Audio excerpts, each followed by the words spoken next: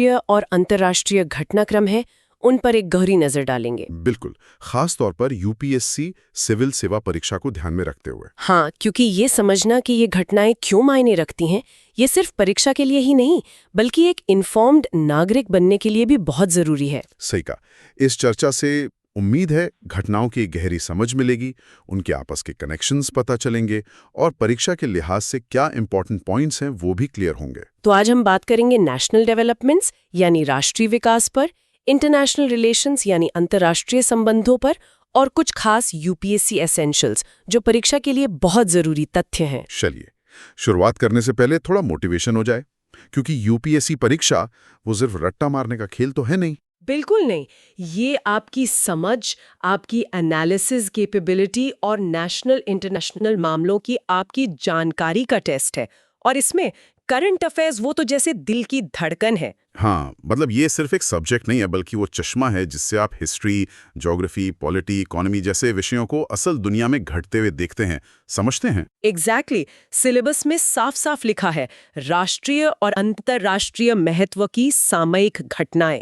Prelims में तो सीधे सवाल आते ही हैं, पर मेंस में इनकी असली कीमत पता चलती है। जैसे हम संविधान में फेडरलिज्म पढ़ते हैं, लेकिन वो सिद्धांत ज़्यादा अच्छे से तब समझ आते हैं जब हम जुडिशियल अपॉइंटमेंट्स पर चल रही बहस देखते हैं या फिर जीएसटी सुधारों पर केंद्र और राज्यों के बीच की बातचीत को फॉलो करते हैं। बिल्कुल सही।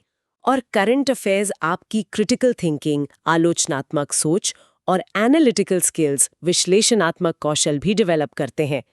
जैसे मान लीजिए दिल्ली में दीवार गिरने की जो दुखद घटना हुई, वो सिर्फ एक हादसा नहीं है, वो एक मौका है अर्बन प्लानिंग की कमियों को समझने का, डिजास्टर मैनेजमेंट के चैलेंजेस को देखने का और यहाँ तक कि क्लाइमेट चेंज का व्यापक असर कैसे हो रहा है ये जानने का। इसीलिए आज का हमारा ये विश्लेषण सिर्फ खबरें बताने तक सीमित नहीं रहेगा। हम आपको गहरा संदर्भ यानी कॉन्टेक्स्ट देंगे, एनालिसिस यानी विश्लेषण करेंगे और अलग अलग विषयों के बीच का जो जुड़ाव है, जो इंटरडिसिप्लिनरी नेचर है, उसे समझने में मदद करेंगे। तो चलिए शुरू करते हैं भारत के राष्ट्रीय घटनाक्रमों से। तारीख है 16 अगस्त 2025। सबसे पहले गवर्नेंस एंड पॉलिटी यानी शासन और राजनीति। और इसमें सबसे पहले बात करते हैं जुडिशियल अपॉइंटमेंट्स की यानी न्यायिक नियुक्तियों की। ये प्रक्रिया खासकर कॉलेजियम प्रणाली, ये एग्जीक्यूटिव यानी कार्यपालिका और जुडिशरी यानी न्यायपालिका के बीच एक लगातार तनाव का मुद्दा बनी हुई है। हाँ, chief justice of India, Bharat के मुख्य न्यायाधीश जस्टिस BR गोगोई ने हाल ही में नियुक्तियों में सरकार की तरफ से हो रही देरी पर काफी गहरी चिंता जताई है। जी हाँ, उन्होंने उदाहरण भी दिया कि कैसे एक बहुत ही प्रतिष्ठित महिला वकील और एक अनुभवी वकील ने अपनी सहमति, अपना कंसेंट वापस ले लिया। क्यों? क्योंकि उनकी नियुक्ति महीनों तक लटकी रही, सरकार के पास पेंडिंग रही। ये तो बहुत सीरियस बात है। और सुनने में आया है कि कम से कम 27 सिफारिशें, जिनमें 4 महिला वकील भी शामिल हैं, सरकार के पास लंबित हैं। कुछ तो 2019 से पेंडिंग है।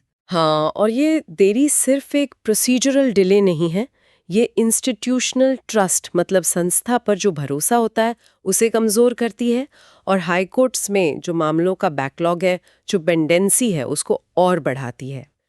सुप्रीम कोर्ट ने पहले भी कहा है कि इस तरह की देरी अनएक्सेप्टेबल है, अस्वीकार्य है। इस कोलिजियम सिस्टम को ठीक से समझने के लिए थोड़ा इसके इतिहास में जाना जरूरी है ना। वो 3 जजेस केसेस बड़े महत्वपूर्ण माने जाते हैं। बिल्कुल। पहला था फर्स्ट जजेस case, SP Gupta versus union of India 1981 का। इसमें कोर्ट ने कहा कि कंसल्टेशन का मतलब कंकरेंस नहीं होता, मतलब सरकार सिर्फ सलाह लेगी, मानने के लिए बाध्य नहीं। तो इसमें कार्यपालिका को प्रधानता मिली, एग्जीक्यूटिव प्राइमेसी। अच्छा, तो सरकार का पलड़ा भारी था।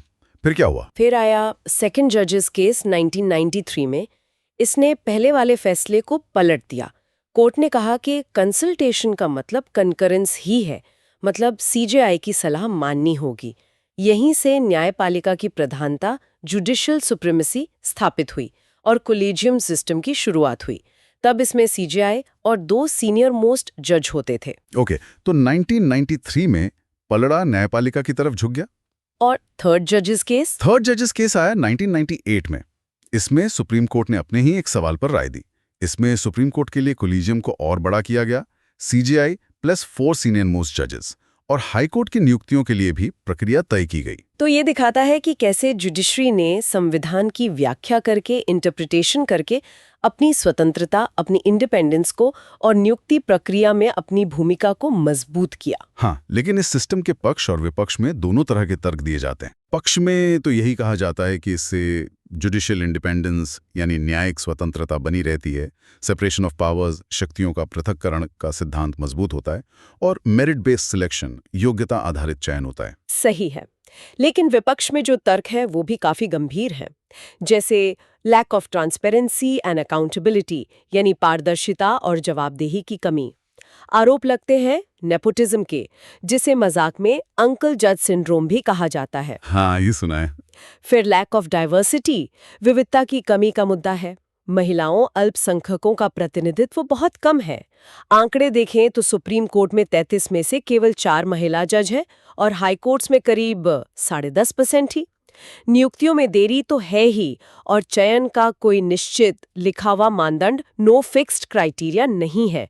इससे जुडिशरी और एग्जीक्यूटिव के बीच संघर्ष भी होता रहता है। लॉ कमीशन ने भी 2009 में भाई भतीजावाद पर चिंता जताई थी, है ना? जी हाँ, बिल्कुल। कानून मंत्री और 2 एमिनेंट पर्सन्स, प्रख्यात व्यक्ति, जिन्हें एक कमेटी चुनेगी जिसमें पीएम, सीजेआई और लीडर ऑफ ऑपोजिशन होंगे। लेकिन ये चल नहीं पाया। नहीं, 2015 में सुप्रीम कोर्ट ने एनजेसी एक्ट को असंवैधानिक घोषित कर दिया, 4th जजेस केस में। कारण क्या दिया कोर्ट ने? कोर्ट का कहना था कि ये न्यायपालिका की स्वतंत्रता, इंडिपेंडेंस ऑफ द जुडिशरी का उल्लंघन करता है, जो कि संविधान के बेसिक स्ट्रक्चर, मूल ढांचे का हिस्सा है। इसलिए एनजेसी रद्द हुआ और कोलिजियम सिस्टम फिर से बहाल हो गया। लेकिन इस फैसले के आलोचक भी हैं। वो कहते हैं कि ये फैसला अनुमानों पर आधारित था और इसने एक तरह से लोकतांत्रिक जनादेश की अनदेखी की, क्योंकि इसे संसद ने और 16 राज्य विधानसभाओं ने पास किया था। हाँ, ये बहस चलती रहती है कि स्वतंत्रता और जवाबदेही में संतुलन कैसे बने।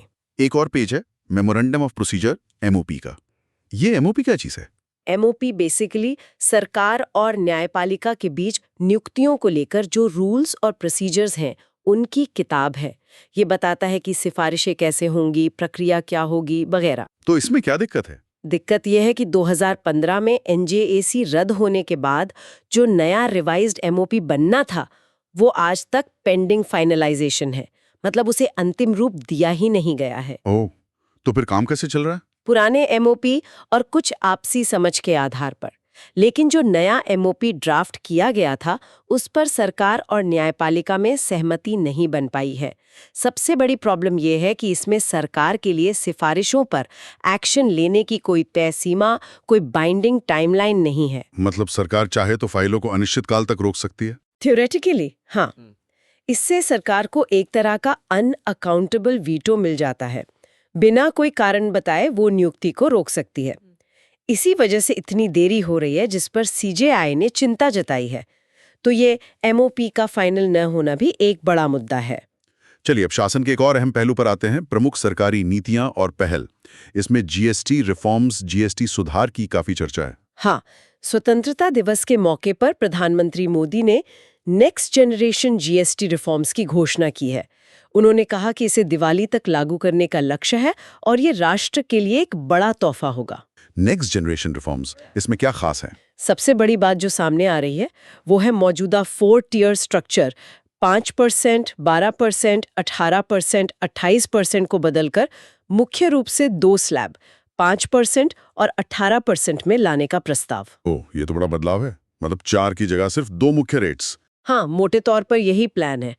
कहा जा रहा है कि 12% वाले स्लैब की लगभग 99% वस्तुएं 5% वाले स्लैब में चली जाएंगी। वाओ, मतलब बहुत सारी चीजें सस्ती हो सकती हैं। पोटेंशियली। हाँ। और जो 28% वाला सबसे ऊंचा स्लैब है, उसकी भी लगभग 90% वस्तुएं जैसे एसी, फ्रिज, सीमेंट वगैरह, वो 18% वाले स्लैब में आ सकती हैं। अच्छा, तो 28% वाला स्लैब लगभग खत्म ही हो जाएगा? बिल्कुल नहीं।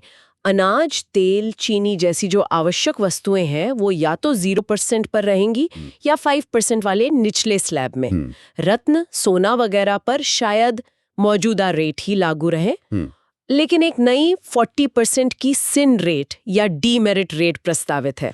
40%? ये किस पे लगेगी? ये कुछ गिनी चुनी चीजों पर लगेगी, शायद 5 से 7 आइटम्स पर, जैसे तंबाकू, गुटखा, पान मसाला और शायद ऑनलाइन गेमिंग पर भी। और एक खास बात, कोई सेस नहीं होगा। सेस नहीं होगा? अभी तो कॉम्पेंसेशन सेस लगता है। हाँ, वो जो कॉम्पेंसेशन सेस क्षतिपूर्ति उपकर राज्यों को मुआवजा देने के लिए लगाया गया था, वो नवंबर-दिसंबर तक खत्म होने की उम्मीद है और उसे इसी 40% वाली रेट में सब्ज्यूम कर लिया जाएगा, मतलब मिला दिया जाएगा। ठीक है, तो इसका असर क्या होगा उपभोक्ताओं पर, एमएसएमईज पर और सरकार के राजस्व पर? कंज्यूमर्स यानी उपभोक्ताओं के लिए तो अच्छी खबर हो सकती है। कई डेली यूज की वस्तुएं, खासकर जो 12% स्लैब में थीं, वो 5% में आने से सस्ती हो सकती हैं। इससे लोगों की परचेजिंग पावर बढ़ेगी, कंजम्पशन, उपभोग और डिमांड मांग में इजाफा हो सकता है। और छोटे उद्योग, MSMEs, micro small and medium enterprises, उनके लिए भी ये फायदेमंद हो सकता है। टैक्स का बोझ कम होगा और सबसे बड़ी बात, कंप्लायंस आसान हो जाएगा। 2 ही मुख्य रेट्स होने से हिसाब किताब रखना सरल होगा। वैसे भी जीएसटी ने पहले ही छूट की सीमा, थ्रेशोल्ड लिमिट 40 लाख रुपए तक बढ़ाकर और कंपोजिशन स्कीम लाकर एमएसएमईज को राहत दी है और सरकार की दूसरी योजनाएं जैसे पीएम विकसित भारत रोजगार योजना भी उन्हें सपोर्ट कर रही हैं। लेकिन सरकार के राजस्व का क्या? रेट कम करने से घाटा नहीं होगा? सरकार को उम्मीद है कि रेट कम होने से कंजम्पशन इतना बढ़ेगा कि राजस्व का घाटा पूरा हो जाएगा। और हाल के आंकड़े देखें तो जीएसटी रेवेन्यू FY 24-25 में रिकॉर्ड 22.08 लाख करोड़ रहा है, जो पिछले साल से 9.4% ज्यादा है। टैक्स बेस यानी टैक्स देने वालों की संख्या भी बढ़कर 1.52 करोड़ हो गई है। तो ये जो मजबूत रेवेन्यू पोजीशन है, वो सरकार को ये सुधार करने के लिए फिस्कल स्पेस देती है। एक और चीज की बात हो रही थी, इन्वर्टेड ड्यूटी स्ट्रक्चर, आईडीएस को ठीक करना। ये क्या भला है? आईडीएस एक बड़ी समस्या रही है कई सेक्टर्स के लिए। इन्वर्टेड ड्यूटी स्ट्रक्चर तब होता है जब इनपुट्स यानी कच्चा माल या इंटरमीडिएट गुड्स पर टैक्स रेट तैयार माल यानी आउटपुट पर लगने वाले टैक्स रेट से ज्यादा हो। अच्छा, मतलब बनाने का सामान महंगा, बेचने का सामान सस्ता, टैक्स के लिहाज से। इससे क्या होता है? इससे होता यह है कि बिजनेसेस का इनपुट टैक्स क्रेडिट ITC जमा होता जाता है, जिसे वो पूरी तरह से इस्तेमाल नहीं कर पाते। ये पैसा एक तरह से उनकी वर्किंग कैपिटल, कार्यशील पूंजी में फंस जाता है। ओके, तो ये नए सुधार आईडीएस को ठीक करेंगे? हाँ, ये प्रस्ताव आईडीएस की समस्या को एड्रेस करेगा। इससे बिजनेसेस की वर्किंग कैपिटल फ्री होगी, उनकी लागत कम होगी और खासकर हमारे एक्सपोर्ट्स, निर्यात ग्लोबल मार्केट में ज्यादा कॉम्पिटिटिव, प्रतिस्पर्धी बन पाएंगे। ये ईज ऑफ डूइंग बिजनेस, व्यापार करने में आसानी को भी बढ़ावा देगा। ये सब सुनने में तो बहुत अच्छा लग रहा है, लेकिन ये होगा कब तक? देखिए, इन सारे सुधारों के लिए जीएसटी काउंसिल की मंजूरी जरूरी है, जिसमें केंद्र और सभी राज्यों के वित्त मंत्री होते हैं। अगली मीटिंग सितंबर में होने की उम्मीद है। तो अगली मीटिंग का एजेंडा यही सब होगा? हाँ, मुख्य एजेंडा यही होगा, रेट रैशनलाइजेशन। इसके अलावा कॉम्पेंसेशन सेस का भविष्य क्या होगा, मार्च 2026 के बाद कोई नया हेल्थ या क्लीन एनर्जी सेस लगेगा या नहीं, कुछ स्पेसिफिक आइटम्स जैसे हेल्थ इंश्योरेंस, कमर्शियल ड्रोन्स पर क्या रेट हो, वर्चुअल डिजिटल एसेट्स यानी क्रिप्टो पर टैक्स कैसे लगे और CGST एक्ट का सेक्शन 11A कैसे लागू हो, ये सब मुद्दे भी उठ सकते हैं। मतलब राज्यों के साथ सहमति बनाना आसान नहीं होगा। कोऑपरेटिव फेडरलिज्म की असली परीक्षा होगी यहाँ। बिल्कुल, ये देखना होगा कि केंद्र और राज्यों के बीच कैसे कंसेंसस बनता है। जनसांख्यिकी मिशन, प्रधानमंत्री ने अवैध अप्रवासन, इलीगल इमिग्रेशन पर काफी कड़ी चेतावनी दी है। जी हाँ, उन्होंने इसे भारत की डेमोग्राफी यानी जनसांख्यिकी को बदलने और नेशनल सिक्योरिटी यानी राष्ट्रीय सुरक्षा के लिए एक बड़ा खतरा बताया। उन्होंने काफी तीखे शब्दों का इस्तेमाल किया, जैसे कि घुसपैठिए युवाओं की रोजी रोटी छीन रहे हैं, महिलाओं को निशाना बना रहे हैं, आदिवासियों की जमीन पर कब्जा कर रहे हैं। इसे एक सुनियोजित साजिश तक कहा। हाँ, और इसे राष्ट्रीय एकता और अखंडता के लिए भी खतरा बताया। इसी पृष्ठभूमि में उन्होंने एक हाई पावर डेमोग्राफिक मिशन की घोषणा की है। इसका लक्ष्य है एक तय समय सीमा के अंदर अवैध घुसपैठ की समस्या से निपटना। इस मिशन का स्कोप क्या हो सकता है? क्या करेगा ये मिशन? अभी डिटेल्स तो सामने नहीं आई है, लेकिन अंदाजा लगाया जा सकता है कि इसमें संवेदनशील जिलों में डेमोग्राफिक चेंजेस की डेटा मैपिंग हो सकती है। केंद्र, राज्य और स्थानीय निकायों के बीच बेहतर कोऑर्डिनेशन यानी समन्वय बनाने पर जोर होगा, अवैध भूमि कब्जों पर कार्रवाई हो सकती है, स्थानीय आबादी के अधिकारों की रक्षा के लिए कानूनी सुधार भी हो सकते हैं, साथ ही सुरक्षा और व्यापार संतुलन बनाए रखने पर भी ध्यान दिया जाएगा। इलीगल इमिग्रेशन का असर पड़ता क्या है? क्या आंकड़े हैं हमारे पास?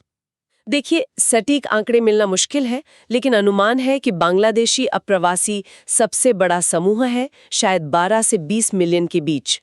इसका असर जमीनी स्तर पर दिखता है, जैसे त्रिपुरा में स्थानीय आदिवासी आबादी का प्रतिशत 1951 में 59.1% था, जो 2011 में घटकर 31.1% रह गया है। असम और पश्चिम बंगाल के सीमावर्ती जिलों में भी काफी बदलाव देखे गए हैं। और बांग्लादेशियों के अलावा अफगान, बर्मी चिन शरणार्थी, पाकिस्तानी नागरिक और रोहिंग्या मुसलमान भी हैं। आर्थिक असर क्या होता है? नौकरियों में प्रतिस्पर्धा बढ़ती है, आदिवासी जमीनों पर कब्जे की खबरें आती हैं, खासकर झारखंड, छत्तीसगढ़ जैसे राज्यों से। तस्करी, स्मगलिंग का भी एक पहलू है। और सामाजिक ताने बाने पे? जाहिर है सामाजिक तनाव और संघर्ष बढ़ता है। असम आंदोलन, नली नरसंहार जैसी घटनाएं इतिहास का दुखद हिस्सा है। हाल के दिनों में जम्मू में रोहिंग्या बस्तियों को लेकर भी असंतोष रहा है। ह्यूमन ट्रैफिकिंग, मानव तस्करी भी एक गंभीर समस्या है जो इससे जुड़ी है। और इंटरनल सिक्योरिटी यानी आंतरिक सुरक्षा पर भी इसका गहरा असर पड़ता है। दिल्ली हाई कोर्ट ने 2008 में ही इसे राष्ट्रीय सुरक्षा के लिए खतरा माना था। कुछ रिपोर्ट्स में आशंका जताई गई है कि कुछ रोहिंग्या उग्रवादी समूहों से सहानुभूति रखते हैं। फर्जी पहचान पत्र, वोटर आईडी, आधार कार्ड बनवाने का मुद्दा भी बार बार उठता है। तो सरकार इससे निपटने के लिए क्या कर रही है? नीतियां क्या हैं? बॉर्डर मैनेजमेंट कैसा है? बॉर्डर पे फिजिकल इंफ्रास्ट्रक्चर भी बनाया गया है, जैसे सीमा पर बाड़ लगाना, फेंसिंग, फ्लड लाइटिंग, सीमा सड़कें, बॉर्डर आउटपोस्ट BOPs बनाना। और टेक्नोलॉजी का इस्तेमाल? हाँ, सरकार comprehensive integrated border management system CIBMS पर काम कर रही है। ये एक हाई टेक सर्विलेंस सिस्टम है। CIBMS, इसमें क्या क्या होता है? इसमें थर्मल इमेजेस होते हैं जो रात में भी देख सकते हैं, इंट्रूडर अलार्म्स होते हैं, बड़े गुब्बारों जैसे एरोस्टैट्स पर कैमरे लगे होते हैं, जमीन में सेंसर होते हैं, रेडार होते हैं। इसका मकसद है कि जो मैनुअल पेट्रोलिंग होती है उसे काफी हद तक इलेक्ट्रॉनिक सर्विलेंस से रिप्लेस किया जाए। इसके पायलट प्रोजेक्ट्स भारत, पाकिस्तान और भारत बांग्लादेश सीमा पर पूरे हो चुके हैं। सुनने में तो काफी एडवांस लगता है, लेकिन चुनौतियां भी होंगी। बिल्कुल, सबसे बड़ी चुनौती है हमारी सीमाएं, खासकर नदी वाली सीमाएं जो बहुत पोरस है, मतलब जहां से घुसपैठ आसान है। कई जगहों पर सीमा के दोनों तरफ रहने वाले लोगों की शक्ल सूरत, भाषा एक जैसी है, जिससे पहचान मुश्किल होती है। फर्जी आईडी बनाने वाले संगठित नेटवर्क काम करते हैं। बॉर्डर सिक्योरिटी फोर्स BSF पर बहुत ज्यादा बोझ है और CIBMS को लागू करने में भी दिक्कतें आ रही हैं, जैसे ठेकेदारों पर निर्भरता, तकनीकी एक्सपर्टीज की कमी और डिसीजन मेकिंग का सेंट्रलाइज्ड होना। और राज्य सरकारें क्या कर रही हैं? क्योंकि पहचान और निर्वासन की शक्तियां तो राज्यों को दी गई हैं। यहीं पर मामला थोड़ा पेचीदा हो जाता है। अक्सर ये मुद्दा पॉलिटिकल बन जाता है। केंद्र में जो पार्टी है और राज्य में जो विपक्षी पार्टी है, उनके बीच आरोप प्रत्यारोप चलते हैं। वोट बैंक पॉलिटिक्स का एंगल भी आ जाता है। असम में NRC, national register of citizens और CAA, सिटीजनशिप अमेंडमेंट एक्ट को लेकर जो विवाद हुआ, वो इसका उदाहरण है। हाँ, वो तो काफी कंट्रोवर्शियल रहा। अलग अलग राज्य अपने स्तर पर कुछ उपाय कर रहे हैं, जैसे असम ने कुछ इलाकों में जमीन की बिक्री पर प्रतिबंध लगाए हैं। इलेक्शन कमीशन ECI ने जब मतदाता सूची को शुद्ध करने का अभियान चलाया, तो उस पर भी विवाद हुआ था। तो ये जो नया डेमोग्राफी मिशन है, इसकी सफलता इस बात पर निर्भर करेगी कि केंद्र और राज्यों के बीच कितना कोऑर्डिनेशन होता है और पॉलिटिकल बाधाओं को कैसे दूर किया जाता है। बिल्कुल, ये एक बहुत ही कॉम्प्लेक्स चैलेंज है, जिसके सोशल, इकोनॉमिक, पॉलिटिकल और सिक्योरिटी सभी डायमेंशंस हैं। चलिए अब राष्ट्रीय विकास के तहत इकोनॉमी एंड डेवलपमेंट, अर्थव्यवस्था और विकास पर आते हैं, और खासकर जो GST सुधारों की बात हमने की, उनके आर्थिक असर को थोड़ा और समझते हैं। हाँ, पहला असर तो कंजम्पशन और डिमांड पर पड़ने की उम्मीद है। जैसे हमने बात की, 12% स्लैब से चीज़ों के 5% में आने से कीमतें कम होंगी। इससे लोगों की जेब में पैसा बचेगा, उनकी परचेजिंग पावर, क्रय शक्ति बढ़ेगी और जब चीजें सस्ती होती हैं तो लोग ज्यादा खरीदते हैं, जिससे मांग बढ़ती है। ये एक तरह की डिमांड साइड इकोनॉमिक स्ट्रैटेजी हुई है ना। एग्जैक्टली सरकार इसी पर दांव लगा रही है कि खपत बढ़ने से अर्थव्यवस्था को गति मिलेगी और टैक्स रेट कम करने से जो राजस्व का नुकसान होगा उसकी भरपाई हो जाएगी। पहले के कुछ अध्ययनों ने यह भी दिखाया है कि जीएसटी लागू होने के बाद हाउस होल्ड सेविंग्स बढ़ी हैं। दूसरा पॉइंट था एक्सपोर्ट कॉम्पिटिटिवनेस, निर्यात प्रतिस्पर्धा का बढ़ना। वो कैसे होगा? वो मुख्य रूप से इन्वर्टेड ड्यूटी स्ट्रक्चर आईडीएस के ठीक होने से होगा। जैसा हमने डिस्कस किया, आईडीएस से बिजनेसेस की वर्किंग कैपिटल फंस जाती है और उनकी लागत बढ़ जाती है। जब आईडीएस ठीक होगा तो लागत कम होगी, और लागत कम होगी तो भारतीय उत्पाद ग्लोबल मार्केट में ज्यादा प्राइस कॉम्पिटिटिव, मूल्य प्रतिस्पर्धी बन सकेंगे। हमारे एक्सपोर्टर्स के लिए ये एक बड़ा बूस्ट होगा। वैसे भी जीएसटी ने एक यूनिफाइड नेशनल मार्केट बनाकर और कैस्केडिंग इफेक्ट कर पर कर को हटाकर एक्सपोर्ट्स को मदद पहुंचाई ही है। एक्सपोर्ट्स पर 0 रेटिंग का प्रावधान भी फायदेमंद है। तीसरा, एमएसएमईज और छोटे उद्योगों को समर्थन। हाँ, टैक्स दरों में कमी और सरलीकरण का सीधा फायदा एमएसएमईज को मिलेगा। उनकी लागत कम होगी, कंप्लायंस आसान होगा। जब ओवरऑल इकोनॉमी में डिमांड बढ़ेगी तो उसका फायदा भी एमएसएमईज को मिलेगा, क्योंकि वो बड़े उद्योगों के लिए भी माल सप्लाई करते हैं। और जीएसटी की जो थ्रेशोल्ड लिमिट है 40 लाख रुपए की, और कॉम्पोजिशन स्कीम, वो तो पहले से ही मदद कर रही है। बिल्कुल, ये नए सुधार उनकी प्रॉफिटेबिलिटी, लाभप्रदता और कंपेटिटिवनेस, प्रतिस्पर्धा को और बेहतर बनाएंगे। ये सरकार के इंक्लूसिव ग्रोथ, समावेशी विकास के एजेंडे के भी अनुरूप है। और चौथा पॉइंट, गवर्नमेंट रेवेन्यू और फिस्कल स्पेस का। जैसा हमने पहले कहा, FY 2024-25 में रिकॉर्ड जीएसटी कलेक्शन हुआ है 22.08 लाख करोड़। ये मजबूत कलेक्शन सरकार को ये सुधार करने की फिस्कल स्पेस देता है।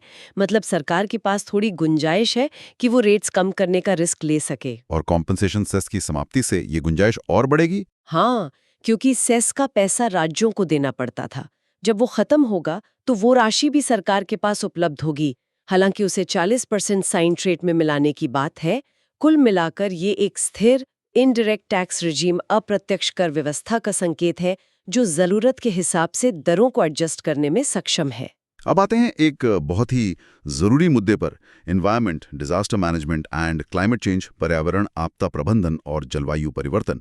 भारत में अर्बन फ्लडिंग, शहरी बाढ़ एक बड़ी समस्या बनती जा रही है। हाँ बिल्कुल, हाल ही में 15 अगस्त को दिल्ली में एक दरबाह की दीवार भारी बारिश के कारण गिर गई, जिसमें 6 लोगों की दुखद मौत हो गई। ये घटनाएं शहरी बुनियादी ढांचे की वल्नरेबिलिटी, उसकी कमजोरी को उजागर करती हैं। और आईएमडी, इंडिया मेट्रोलॉजिकल डिपार्टमेंट, लगातार भारी बारिश की चेतावनी जारी कर रहा है। कोंकण, गोवा, असम, मेघालय, उत्तराखंड। ये समस्या किसी एक शहर की नहीं बल्कि व्यापक है। अर्बन फ्लडिंग के कारण क्या हैं? कुछ तो प्राकृतिक है, कुछ मानव जनित। प्राकृतिक कारणों में तो भारी मानसून वर्षा है। खासकर आजकल क्लाइमेट चेंज के कारण एक्सट्रीम रेनफॉल इवेंट्स बढ़ गए हैं, जैसे 2023 में दिल्ली में यमुना का उफान। कुछ शहरों की टोपोग्राफी यानी उनकी भौगोलिक स्थिति ऐसी है कि वो निचले इलाकों में बसे हैं। हाँ, लेकिन मानव जनित कारण, एंथ्रोपोजेनिक कॉजेज, ज्यादा चिंताजनक हैं। सबसे बड़ा कारण है अनियोजित शहरीकरण, रैपिड एंड अनप्लैन्ड अर्बनाइजेशन, शहरों का बेतरतीब फैलना और पानी निकलने के रास्ते बंद कर देना। एग्जैक्टली। ड्रेनेज चैनल्स का कंक्रीटीकरण कर दिया गया है। वेटलैंड्स यानी आर्द्र भूमियां जो पानी सोखने का काम करती थी, उन पर अतिक्रमण हो गया है। बेंगलुरु का उदाहरण देखिए, वहां 80% झीलें प्रभावित हुई हैं। मुंबई की जल निकासी व्यवस्था भी बहुत पुरानी बताई जाती है। हाँ, इनएडिक्वेट ड्रेनेज इंफ्रास्ट्रक्चर एक बड़ा मुद्दा है। शहरों की आबादी बढ़ गई, लेकिन ड्रेनेज सिस्टम उतना अपग्रेड नहीं हुआ। फिर सॉलिड वेस्ट मैनेजमेंट, यानी कूड़े का सही प्रबंधन न होना। प्लास्टिक और दूसरा कचरा नालियों को जाम कर देता है। 2015 की चेन्नई बाढ़ में ये एक बड़ा कारण था। वनों की कटाई, डिफॉरेस्ट्रेशन और ड्रेनेज चैनल्स में ही कंस्ट्रक्शन कर देना भी तो कारण है। बिल्कुल, ये सब मिलकर शहरों को बाढ़ के प्रति और ज्यादा वल्नरेबल बना देते हैं। इसका असर क्या होता है?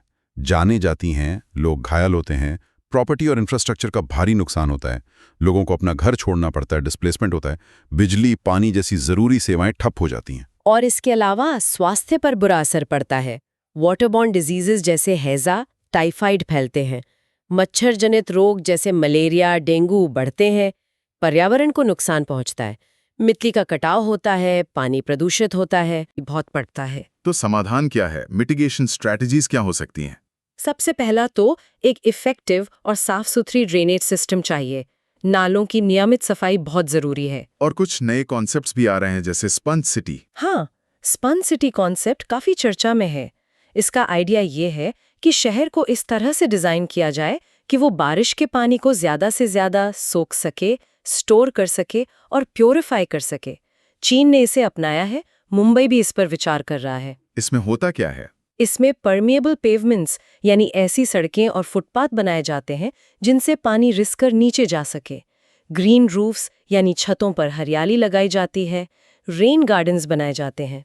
ये सब पानी को बहकर बर्बाद होने से रोकते हैं और ग्राउंड वाटर रिचार्ज में भी मदद करते हैं। नेचर बेस्ड सॉल्यूशंस (NBS) की भी बात होती है। हाँ, NBS का मतलब है प्रकृति का ही इस्तेमाल करके समाधान ढूंढना, जैसे वेटलैंड्स रेस्टोरेशन यानी पुरानी झीलों तालाबों को फिर से जीवित करना, ज्यादा से ज्यादा अर्बन ग्रीन स्पेसेस यानी पार्क और हरित क्षेत्र बनाना, जल निकायों का संरक्षण करना। और कानूनों का सख्ती से पालन। वो तो बहुत जरूरी है। स्ट्रिक्ट इम्प्लीमेंटेशन ऑफ लॉज, खासकर जो एनक्रोचमेंट और अनप्लान्ड कंस्ट्रक्शन को रोकते हैं। साथ ही रिस्पॉन्स रेडीनेस यानी आपदा आने पर तुरंत कार्रवाई के लिए तैयार रहना और अर्ली वार्निंग सिस्टम्स को बेहतर बनाना।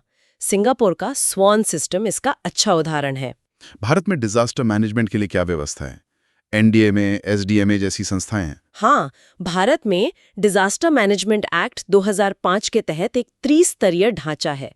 National disaster management authority NDMA है, जिसके अध्यक्ष प्रधानमंत्री होते हैं।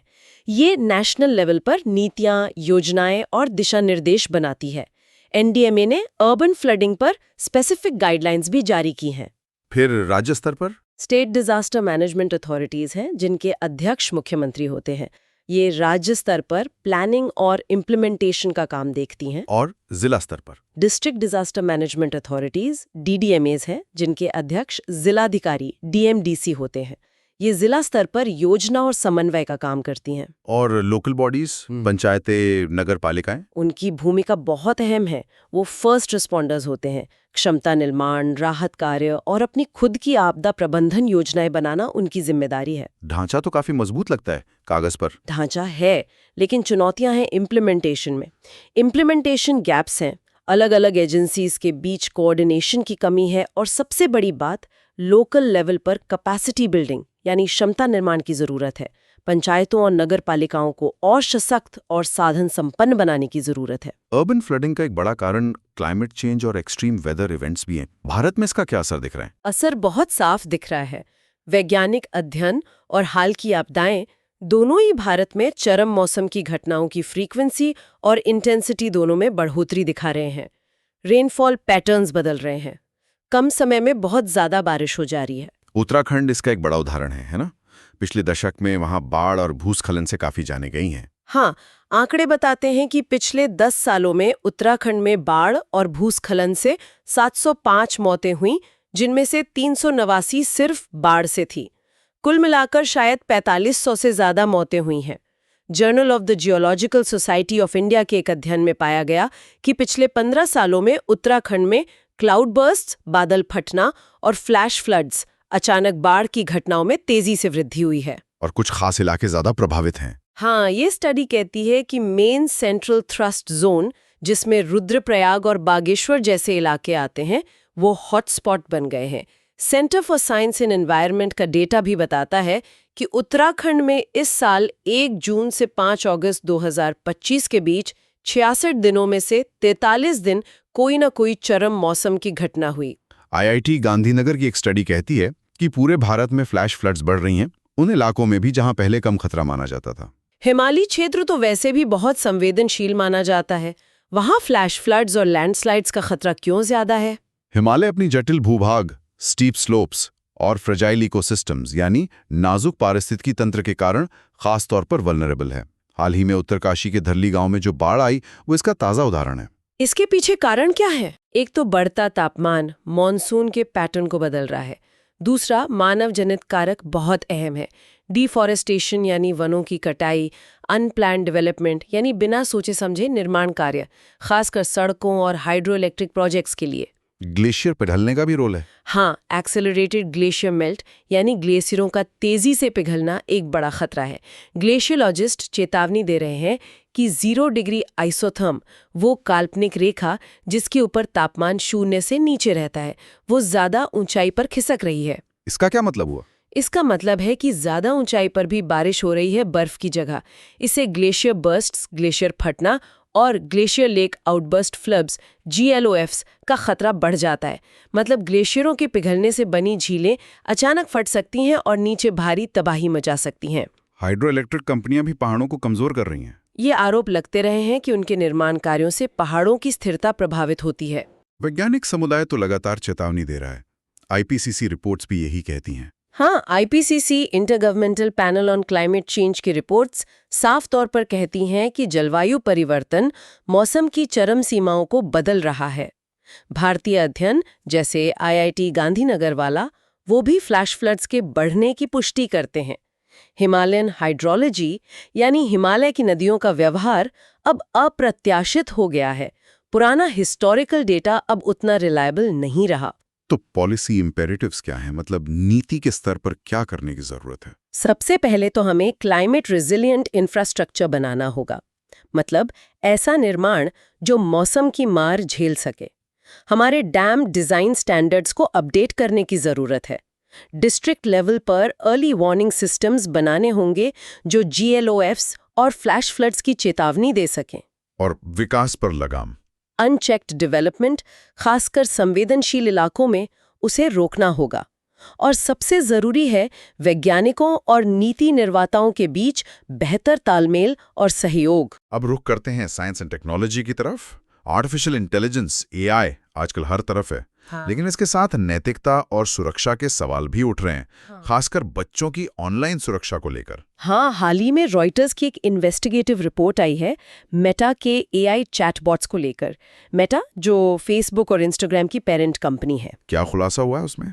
रिपोर्ट के मुताबिक मेटा के जो इंटरनल गाइडलाइंस थे वो AI चैटबॉट्स को बच्चों के साथ पोटेंशियली हार्मफुल ऑनलाइन एक्सचेंजेस यानी संभावित रूप से हानिकारक ऑनलाइन बातचीत करने की अनुमति देते थे। यहाँ तक कि नस्लीय रूप से अपमानजनक सामग्री या गलत चिकित्सा जानकारी देने की भी अनुमति थी, बस एक डिस्क्लेमर के साथ। ये तो बहुत खतरनाक बात है। बच्चों के साथ हानिकारक बातचीत की अनुमति। हाँ, ये एक 200 से ज्यादा पेज के मैनुअल में लिखा था जिसका नाम था Gen AI content risk standards. हालांकि मेटा ने बाद में कहा कि ये त्रुटिपूर्ण और असंगत था और इसे ठीक कर दिया गया है। लेकिन ये घटना कॉर्पोरेट AI गवर्नेंस यानी कंपनियों द्वारा AI को चलाने के नियमों में एक बड़ी विफलता को दिखाती है। इस घटना ने AI एथिक्स, AI नैतिकता, चाइल्ड सेफ्टी, बाल सुरक्षा और टेक्नोलॉजी गवर्नेंस, प्रौद्योगिकी शासन पर जो बहस चल रही है उसे और तेज कर दिया है। बिल्कुल। अमेरिका में इस पर बायपार्टिजन बैकलैश हुआ है। मतलब दोनों पार्टियों, डेमोक्रेट्स और रिपब्लिकन्स ने इसकी निंदा की है और जांच की घोषणा भी हुई है।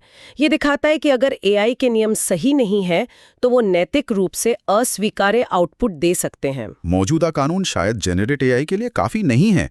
जैसे अमेरिका में सेक्शन 230 है। हाँ, सेक्शन 230 जो ऑनलाइन प्लेटफॉर्म्स को यूजर जनरेटेड कंटेंट के लिए काफी हद तक कानूनी सुरक्षा देता है, वो शायद जेनरेटिव AI जो खुद कंटेंट बना रहा है उसके लिए अपर्याप्त हो। ये बहस चल रही है। इसी संदर्भ में अमेरिका में एक बिल है, किड्स ऑनलाइन सेफ्टी एक्ट, कोसा। ये क्या है? कोसा अमेरिका में एक महत्वपूर्ण द्विदलीय बिल है। मतलब इसे दोनों पार्टियों का समर्थन हासिल है। हाँ। इसका मकसद बच्चों को ऑनलाइन खतरों से बचाना है। इसके मुख्य प्रावधान क्या हैं? इसमें कई चीजें हैं, जैसे प्लेटफॉर्म्स को बच्चों को उनकी जानकारी की सुरक्षा के लिए आसान विकल्प देने होंगे। जो एडिक्टिव फीचर्स होते हैं, जो बच्चों को लत लगा सकते हैं, उन्हें डिसेबल करने का ऑप्शन देना होगा। बच्चे एल्गोरिथमिक रिकमेंडेशन से ऑप्ट आउट कर सकेंगे। डिफॉल्ट प्राइवेसी सेटिंग्स ज्यादा मजबूत करनी होंगी। माता पिता के लिए भी कुछ है? हाँ, माता पिता के लिए बेहतर नियंत्रण होंगे और प्लेटफॉर्म्स को हानिकारक व्यवहार जैसे खुद को नुकसान पहुंचाना या खाने पीने संबंधी विकार को बढ़ावा देना, इनकी रिपोर्ट करने के लिए चैनल बनाने होंगे। सबसे महत्वपूर्ण, प्लेटफॉर्म्स पर एक ड्यूटी ऑफ केयर, देखभाल का कर्तव्य लागू होगा ताकि वो बच्चों को कुछ खास तरह के नुकसान से बचाने के लिए उचित कदम उठाएं। इस पर बहस क्या चल रही है? बहस इस बात पर है कि ये कितना प्रभावी होगा। ये सेक्शन 230 में सीधे संशोधन नहीं करता, ये सेंसरशिप का लक्ष्य नहीं रखता और ना ही सरकारी आईडी से एज वेरिफिकेशन अनिवार्य करता है। लेकिन कुछ लोग चिंता जताते हैं कि ड्यूटी ऑफ केयर क्लॉज की व्याख्या कैसे होगी और क्या इससे फ्री स्पीच पर असर पड़ेगा।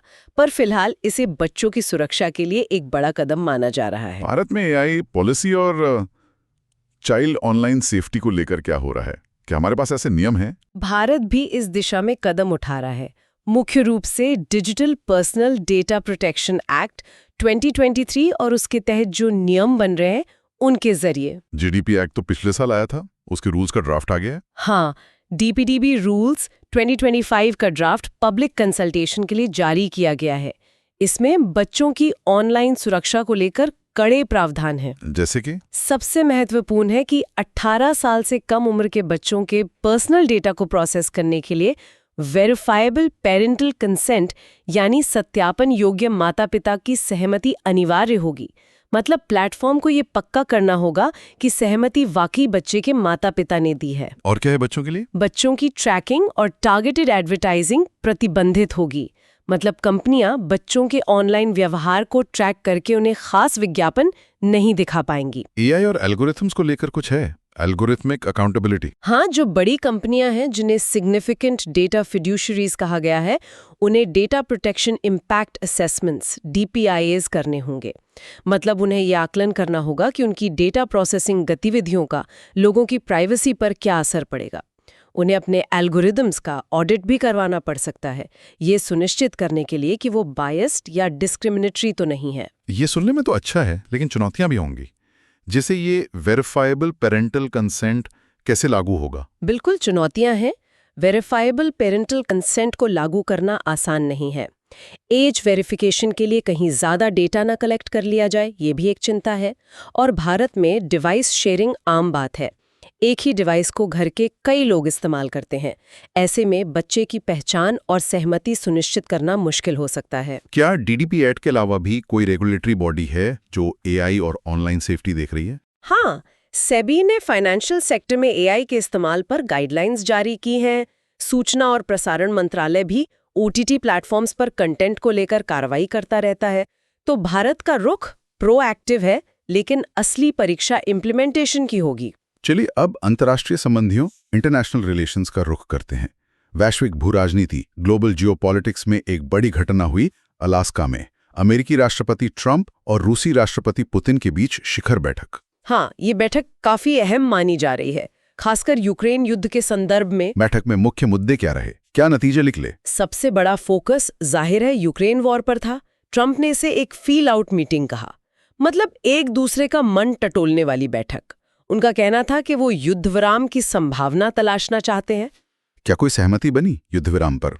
नहीं, कोई ठोस समझौता नहीं हुआ, बल्कि ट्रंप ने एक विवादास्पद सुझाव दिया कि शांति समझौते में सम स्वैपिंग ऑफ टेरिटरीज यानी कुछ क्षेत्रों की अदला बदली हो सकती है। इस सुझाव को यूक्रेन के राष्ट्रपति ज़ेलेंस्की ने तुरंत खारिज कर दिया। ये दिखाता है कि दोनों पक्षों के बीच मतभेद कितने गहरे हैं। यूरोप की क्या प्रतिक्रिया थी? ज़ेलेंस्की को शामिल नहीं किया गया था इस बैठक में। हाँ, यूरोपियन देश इस बात से चिंतित थे कि यूक्रेन के भविष्य पर बात हो रही है और यूक्रेन ही वहां मौजूद नहीं है। आर्थिक मुद्दों पर भी बात हुई, खासकर यूएस रशिया इकोनॉमिक डायनामिक्स को लेकर। Oil trade, tariffs, sanctions. हाँ, इस पर भी चर्चा हुई। आपको याद होगा अमेरिका ने भारत पर सेकेंडरी टैरिफ्स लगाने की धमकी दी थी, क्योंकि भारत रूस से तेल खरीद रहा है। अमेरिका पहले ही भारत से आने वाले कुछ स्टील और एल्यूमिनियम प्रोडक्ट्स पर 50% तक ड्यूटी लगा चुका है। तो क्या ट्रंप ने पुतिन से इस बारे में बात की? ट्रंप ने बैठक के बाद दावा किया कि उनके लगाए गए टैरिफ्स के कारण ही रूस बातचीत की मेज पर आया है। भारत ने ऑब्वियसली साफ कर दिया है कि वो अपने आर्थिक हितों के आधार पर रूस से तेल खरीदना जारी रखेगा और ये अमेरिकी टैरिफ अनुचित है। चीन के बारे में कुछ कहा ट्रंप ने? दिलचस्प बात यह है कि ट्रंप ने कहा कि उन्हें फिलहाल चीन पर तत्काल टैरिफ लगाने की जरूरत महसूस नहीं हो रही है। ये उनकी रणनीति में एक बदलाव का संकेत हो सकता है। शायद वो रूस पर ज्यादा फोकस करना चाहते हैं। और क्या बातें हुई? मेल इन वोटिंग का भी जिक्र आया। हाँ, ये थोड़ा अजीब था। ट्रंप ने कहा कि पुतिन इस बात पर उनसे सहमत थे कि मेल इन वोटिंग नहीं होनी चाहिए। ये एक तरह से अमेरिका की घरेलू राजनीति को वैश्विक मंच पर लाने जैसा था। और वो यूक्रेनी बच्चों वाला मामला। हाँ, ट्रंप ने बताया कि उनकी पत्नी मेलानिया की तरफ से उन्होंने पुतिन को एक पत्र दिया जिसमें एब्डक्टेड यूक्रेनियन चिल्ड्रन यानी यूक्रेन से कथित तौर पर अगवा किए गए बच्चों का मुद्दा उठाया गया था। ये मानवीय संकट को हाईलाइट करता है और शायद एक कूटनीतिक दबाव बनाने की कोशिश भी है। इस बैठक के जियोपॉलिटिकल इम्प्लीकेशंस क्या हो सकते हैं, खासकर यूरोप की सुरक्षा और ट्रांस अटलांटिक यूनिटी पर? ट्रंप की जो टिप्पणी थी कि Ukraine must agree to a deal, ये इस बात का संकेत दे सकती है कि अमेरिका शायद कीव पर समझौता करने के लिए दबाव डाल सकता है। इससे यूरोप पर क्या असर पड़ेगा? अगर अमेरिका यूक्रेन के सिर पर फैसला लेता है तो यूरोपीय देश खुद को हाशिए पर महसूस कर सकते हैं। इससे यूरोपीय यूनियन ईयू में आंतरिक मतभेद बढ़ सकते हैं और अमेरिका और यूरोप के बीच ट्रांस अटलांटिक रिलेशंस में तनाव आ सकता है।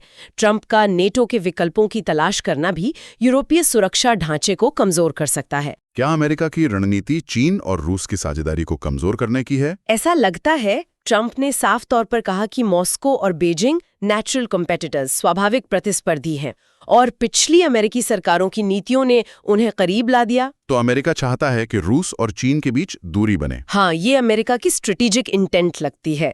उद्देश्य शायद ये है कि रूस के प्रभाव को न्यूट्रलाइज किया जाए ताकि अमेरिका चीन पर ज्यादा ध्यान केंद्रित कर सके। अगर ऐसा होता है तो ये ग्लोबल बैलेंस ऑफ पावर को बदल सकता है। आर्म्स कंट्रोल और स्ट्रेटेजिक स्टेबिलिटी का भविष्य क्या नजर आता है? न्यू स्टार्ट ट्रीटी का क्या होगा? देखिए, 2010 की जो न्यू स्टार्ट ट्रीटी थी, जो अमेरिका और रूस के परमाणु हथियारों को सीमित करती है, उसे फरवरी 2026 तक बढ़ाया तो गया था। लेकिन रूस ने 2022 में यूक्रेन युद्ध के बाद इसमें अपनी भागीदारी सस्पेंडेड कर दी थी। तो क्या परमाणु हथियारों पर कोई बातचीत हो रही है? 2022 के बाद से अमेरिका रूस के बीच कोई द्विपक्षीय परमाणु शस्त्र नियंत्रण वार्ता, bilateral nuclear arms control dialogue नहीं हुई है। चिंता की बात यह है कि रूस के पास बड़ी संख्या में नॉन स्ट्रेटेजिक न्यूक्लियर सिस्टम्स यानी छोटे टैक्टिकल परमाणु हथियार हैं और वो नोवेल न्यूक्लियर डिलीवरी व्हीकल्स यानी परमाणु हथियार ले जाने के नए तरीके भी विकसित कर रहा है। और यूएस इंटेलिजेंस ने भी कुछ कहा था। हाँ, यूएस इंटेलिजेंस ने संकेत दिया था कि रूस शायद एक ऐसा सैटेलाइट विकसित कर रहा है जो परमाणु हथियार ले जा सकता है। उधर चीन भी अपना परमाणु शस्त्रागार तेजी से बढ़ा रहा है।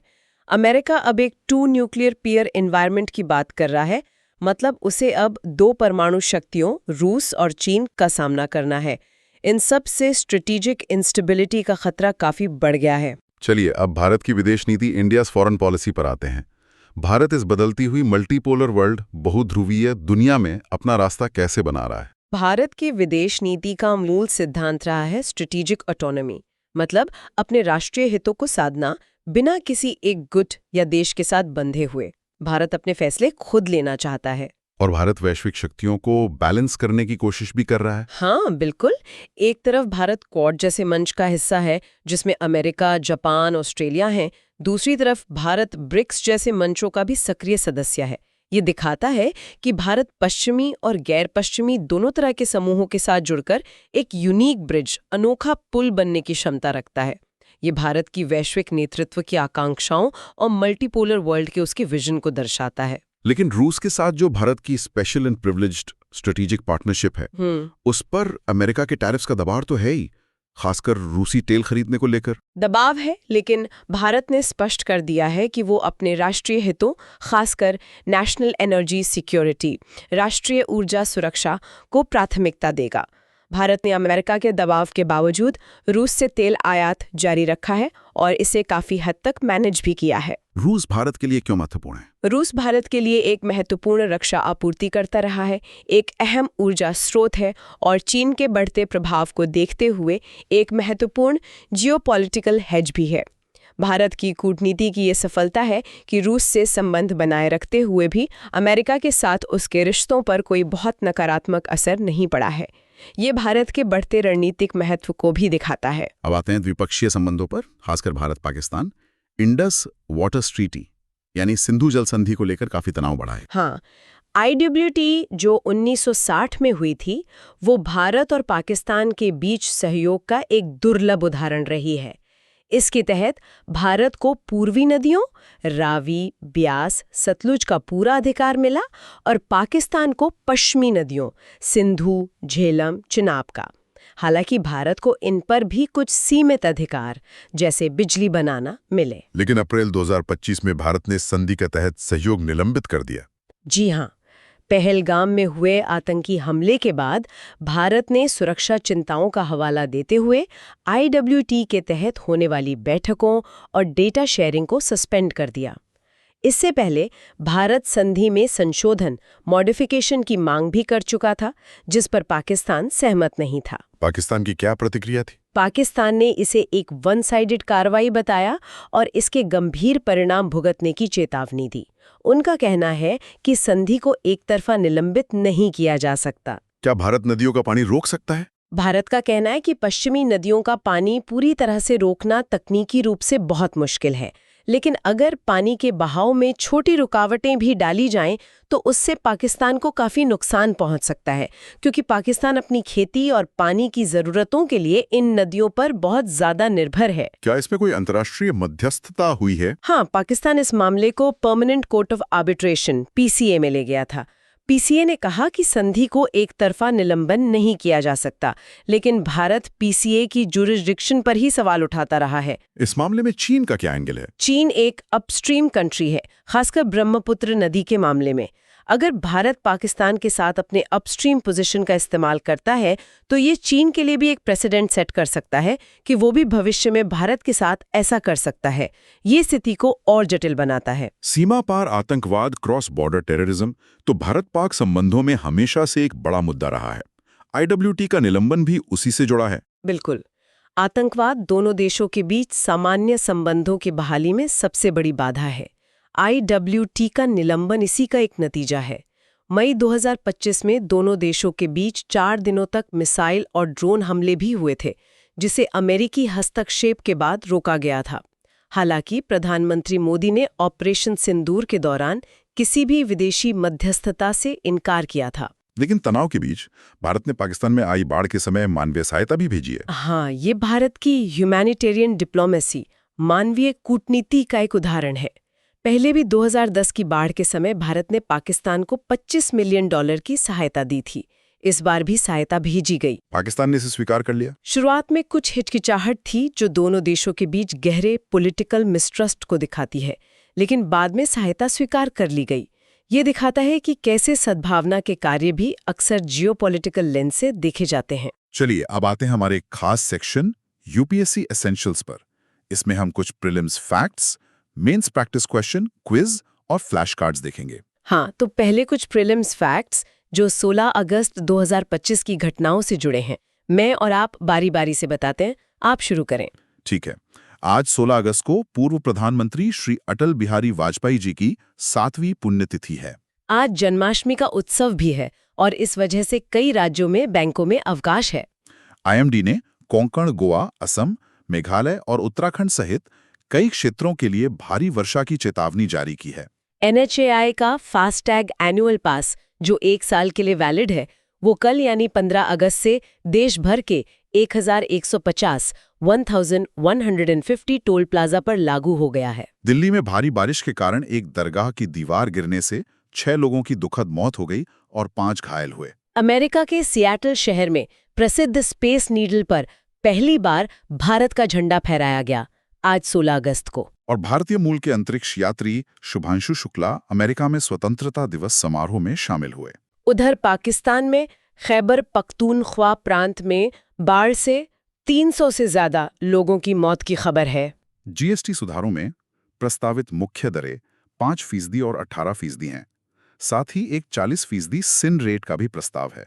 कॉलेजियम प्रणाली का विकास मुख्य रूप से 3 जजेस केसेस से जुड़ा है, 1981, 1993 और 1998। National judicial appointments commission NJSC act 2014 में लाया गया था, जिसे सुप्रीम कोर्ट ने 2015 में रद्द कर दिया था।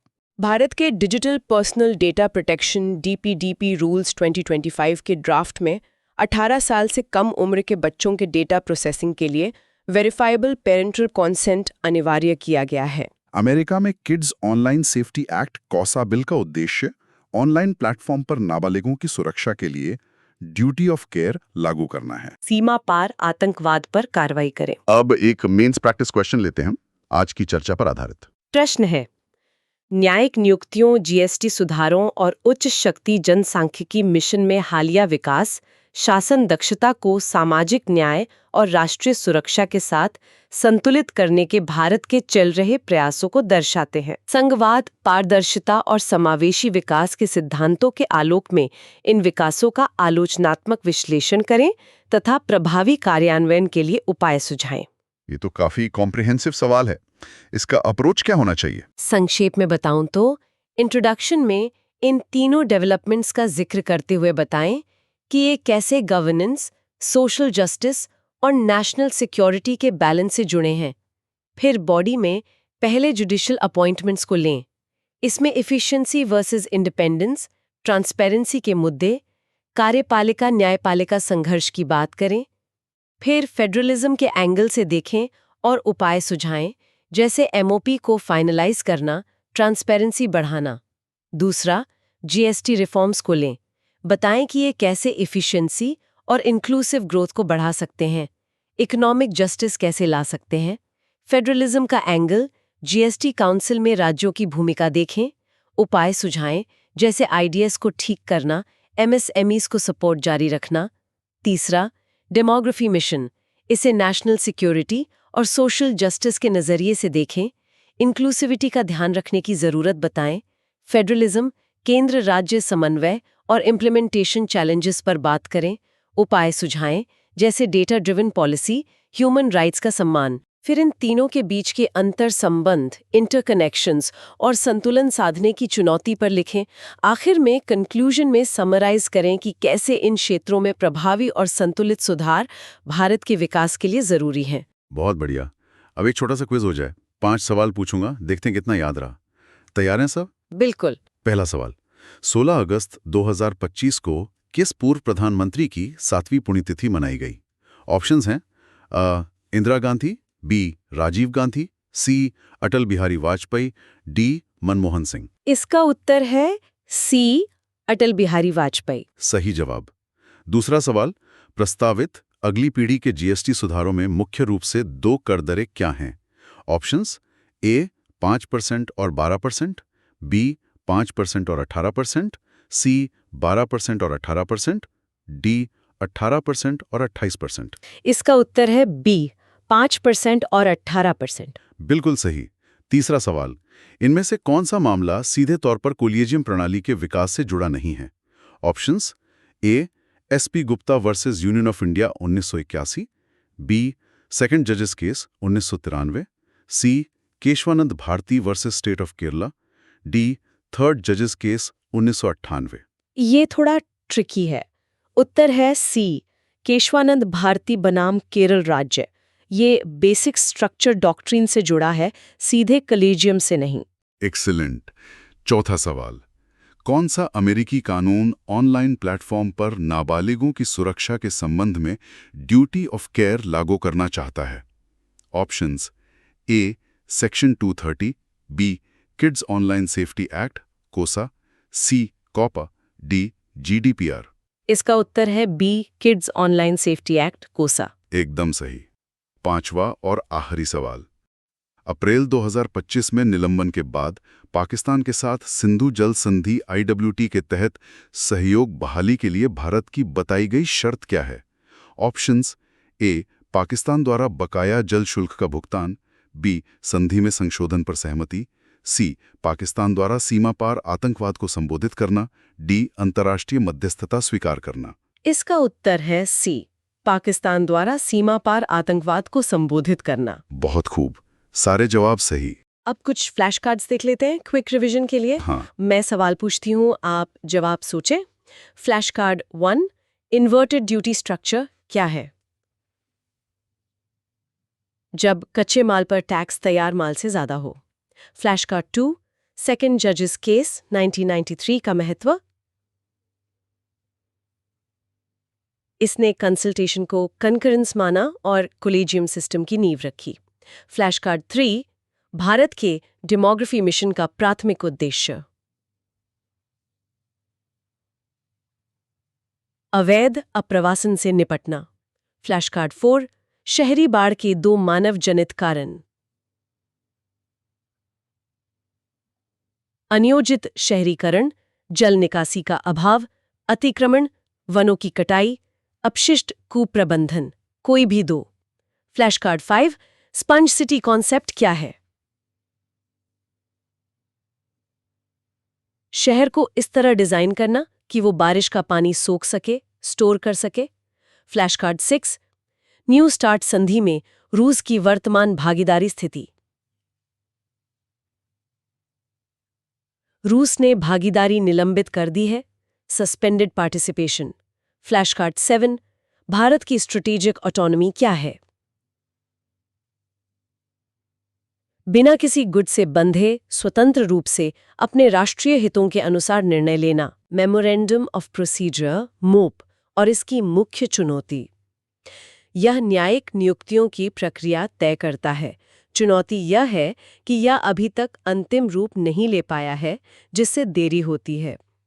फ्लैश कार्ड 9, भारत के डीपीडीपी रूल्स 2025 में एल्गोरिथमिक अकाउंटेबिलिटी प्रावधान क्या है? सिग्निफिकेंट डेटा फिड्यूशरीज को डीपीआईएस और एल्गोरिथम ऑडिट करने की जरूरत। फ्लैश कार्ड 10, आईडब्ल्यूटी सहयोग निलंबन का भारत द्वारा बताया गया प्राथमिक कारण। सीमा पार आतंकवाद। तो आज 16 अगस्त 2025 की घटनाओं का ये विश्लेषण दिखाता है कि भारत कैसे राष्ट्रीय और वैश्विक स्तर पर कई तरह की चुनौतियों का सामना कर रहा है और रणनीतिक रूप से उनका जवाब देने की कोशिश कर रहा है। हाँ, हमने देखा कैसे शासन के मुद्दे जैसे कोलेजियम, अर्थव्यवस्था, जीएसटी सुधार, पर्यावरण, शहरी बाढ़, जलवायु परिवर्तन, प्रौद्योगिकी, एआई नैतिकता और अंतर्राष्ट्रीय संबंध, ट्रंप पुतिन बैठक, भारत की विदेश नीति, ये सब आपस में कितने गहरे जुड़े हुए हैं। आगे बढ़ते हुए न्यायिक नियुक्तियों में ट्रांसपेरेंसी और एफिशिएंसी लाना, जीएसटी सुधारों को सफलतापूर्वक लागू करना, शहरी बाढ़ और जलवायु परिवर्तन के प्रभावों से निपटने के लिए रिजिलियंस यानी लचीलापन बनाना, एआई जैसे टेक्नोलॉजी का नैतिक रूप से इस्तेमाल सुनिश्चित करना और अपनी स्ट्रेटेजिक ऑटोनॉमी बनाए रखना, ये सब भारत के लिए बहुत महत्वपूर्ण होने वाला है। बिल्कुल, भारत एक महत्वपूर्ण मोड़ पर खड़ा है। आंतरिक चुनौतियों का प्रभावी ढंग से समाधान करना, स्थायी आर्थिक विकास को बढ़ावा देना, पर्यावरणीय खतरों के खिलाफ लचीलापन बनाना और तकनीकी प्रगति का जिम्मेदारी से उपयोग करना, ये सब करते हुए एक जटिल अंतर्राष्ट्रीय व्यवस्था में अपनी रणनीतिक स्वायत्तता का दावा करना, यही सब भारत की एक विकसित राष्ट्र बनने की यात्रा को परिभाषित करेगा। उम्मीद है कि आज की ये विस्तृत चर्चा सभी सुनने वालों के लिए उपयोगी रही होगी। इसमें काफी जानकारी थी, तो शायद इसे दोबारा सुनने से महत्वपूर्ण बिंदु और अच्छे से याद रहेंगे। हाँ, और ये विश्लेषण सिर्फ यूपीएससी परीक्षा के लिए ही नहीं, बल्कि जीवन में एक सूचित, एक इन्फॉर्म्ड नजरिया विकसित करने के लिए भी फायदेमंद है। अगर आपको हमारा ये प्रयास पसंद आया तो कृपया सुन लो यूपीएससी यूट्यूब चैनल को लाइक करें, अपने दोस्तों के साथ शेयर करें, अपने विचार हमें कमेंट करके बताएं और हाँ, सब्सक्राइब करना ना भूलें। आप चाहे तो विशेष सामग्री और फायदों के लिए हमारी मेंबरशिप भी ज्वाइन कर सकते हैं। और अगर आपको लगता है कि हमारे काम से आपको सच में मदद मिली है, तो सुपर थैंक्स के जरिए हमें सपोर्ट करने पर भी विचार करें।